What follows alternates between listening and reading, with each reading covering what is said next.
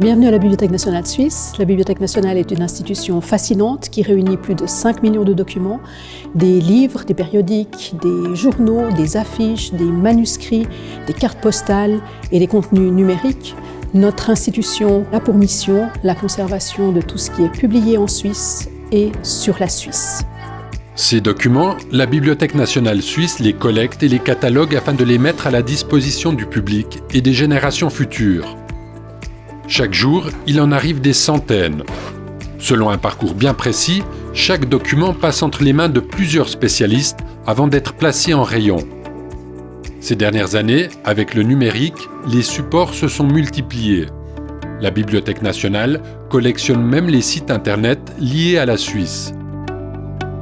Für uns ist es wichtig, dass wir keinen zu großen Unterschied des Trägers machen, also ob ein Buch jetzt gedruckt ist, ob man es in die Hand nehmen kann, ob es digital ist, ob es auf Mikrofische publiziert ist oder ob es früher mal noch auf CD-ROM publiziert wurde, versuchen wir eigentlich die Inhalte vor allem in den Vordergrund zu stellen. Und deshalb hat für uns das Digitale der genau gleiche Stellenwert wie das Analoge. Wir versuchen vollständig zusammen, sind aber wirklich noch am Anfang, weil wir da vor sehr großen Mengen sind. Aber das hat eine große Wichtigkeit.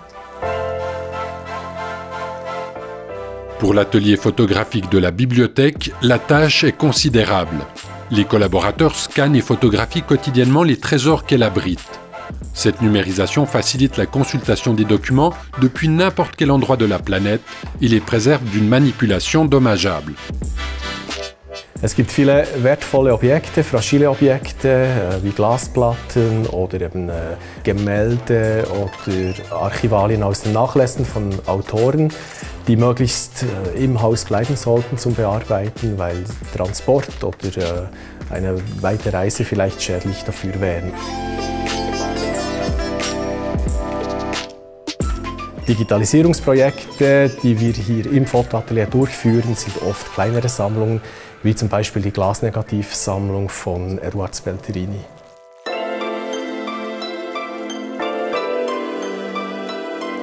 La plateforme e-Newspaper Archive, elle, permet aux chercheurs et aux curieux de consulter plus d'une centaine de titres de la presse suisse.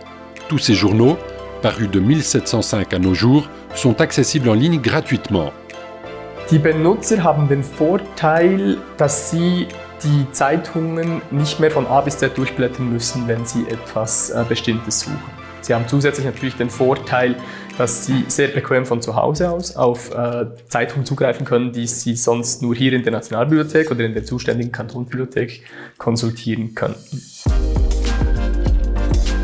La Bibliothèque nationale abrite également des photographies, des affiches, des estampes et des tableaux d'une valeur inestimable.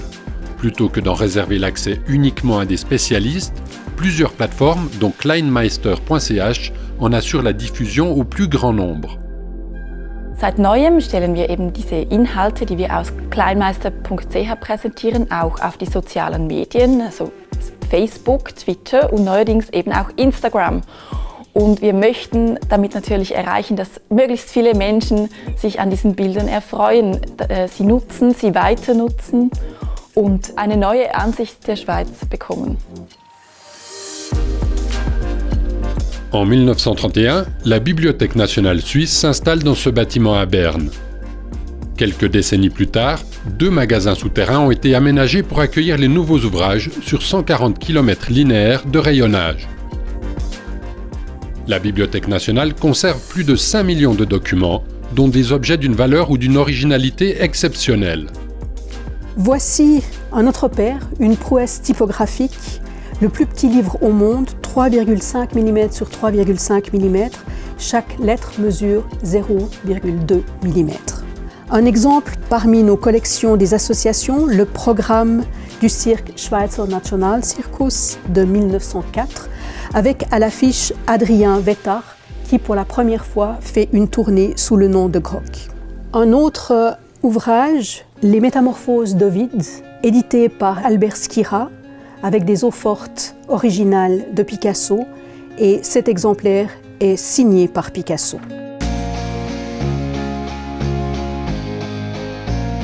Les trésors de la Bibliothèque nationale nous emmènent jusqu'au sud des Alpes. C'est à Lugano que se trouve le siège de la Fonothèque nationale suisse. La Fonoteca Nazionale Svizzera è l'archivio sonoro del nostro paese, che raccoglie tutti i documenti che hanno un legame con il nostro paese e che consiste nel patrimonio sonoro nostro.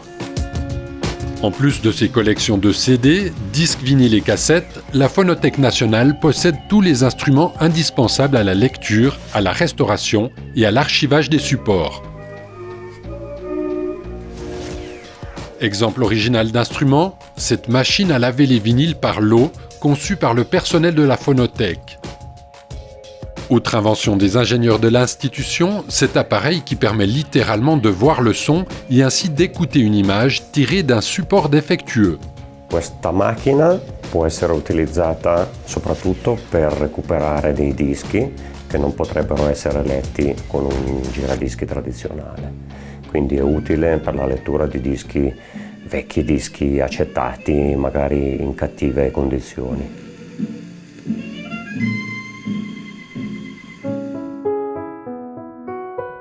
À Neuchâtel, la Bibliothèque nationale dispose d'une antenne supplémentaire, le Centre du Runmat, qui met en valeur l'œuvre picturale du célèbre écrivain suisse, la même où il a vécu.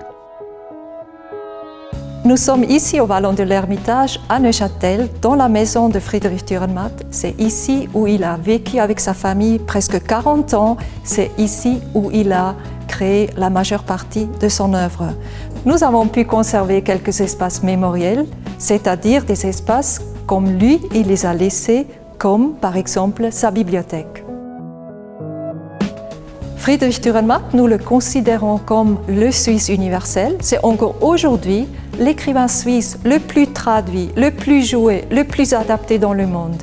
Et il était aussi un très grand peintre, mais ça, c'était resté une passion privée pour lui. Notre mission, c'est de valoriser et de transmettre l'œuvre picturale en dialogue avec son œuvre littéraire.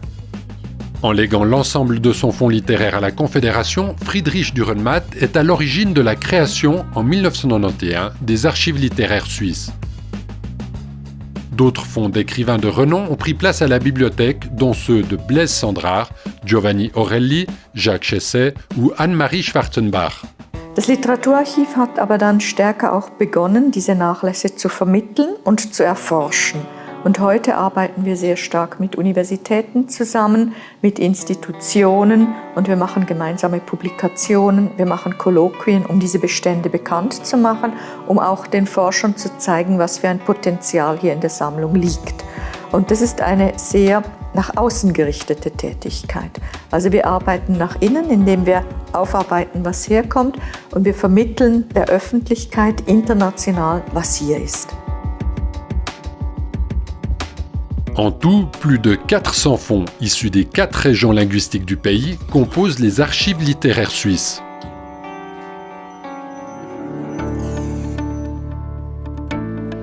Deux à 3 fois par année, la Bibliothèque nationale suisse propose au public des expositions thématiques et un programme de manifestation en lien avec ses collections. Die Ausstellungen sind für uns wie ein Schaufenster. Hier zeigen wir quasi die Schätze aus unseren Magazinen und können so auf Themen und Bestände aufmerksam machen, die wir bei uns in den verschiedenen Sammlungen haben. Also das Spannende ist, dass wir in der Nationalbibliothek ganz viele und unterschiedliche Sammlungen haben.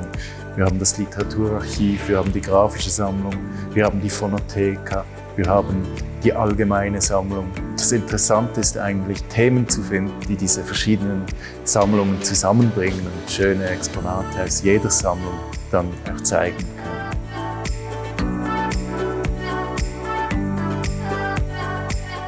Tout sur la Suisse, alles über die Schweiz, tutto sulla Svizzera.